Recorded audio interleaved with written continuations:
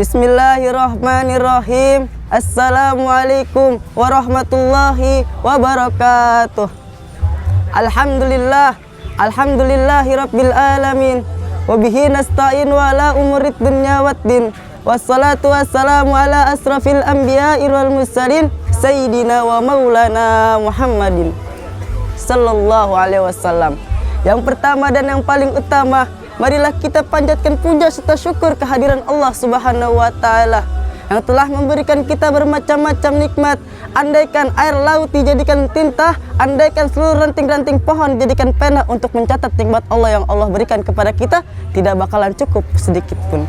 Di antaranya yaitu nikmat iman, nikmat Islam, nikmat sehatul afiat, sehingga kita bisa merasakan kenikmatan kita puasa dalam bulan Ramadan ini. Tidak lupa pula, salawat serta salam marilah kita curahkan kepada junjungan alam, yakni Habibana wa Syafi'ana wa Maulana Muhammadin sallallahu alaihi wasallam, yang telah membawa kita dari zaman kegelapan hingga zaman terang menerang seperti sekarang ini.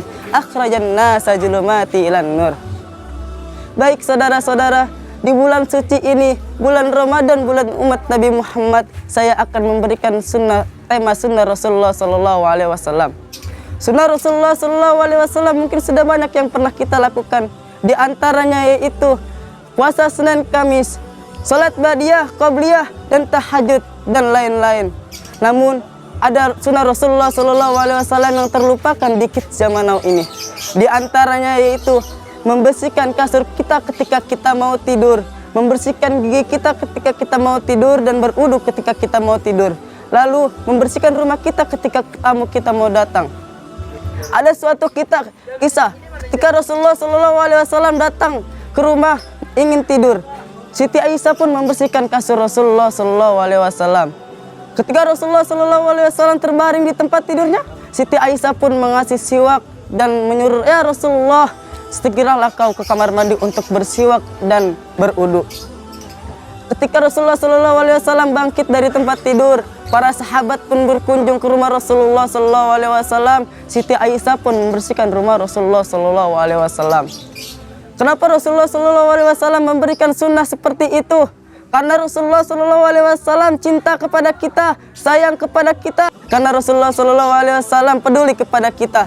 Andaikan ketika kita tidur, kasur kita tidak bersihkan, kita tidur bersama setan.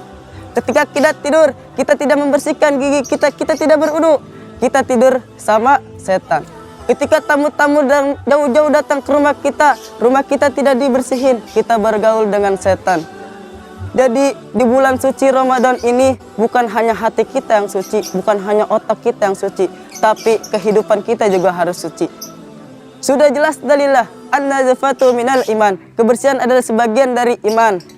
Pesan saya di bulan Ramadan ini adalah teruslah memperbanyak zikir kepada Allah Subhanahu wa Ta'ala, beribadah kepada Allah Subhanahu wa Ta'ala, bersalawat kepada Rasulullah sallallahu alaihi wasallam hingga kita mendapatkan malam Lailatul Qadar, yang di malam-malam itu sangat mulia dari malam-malam yang lain.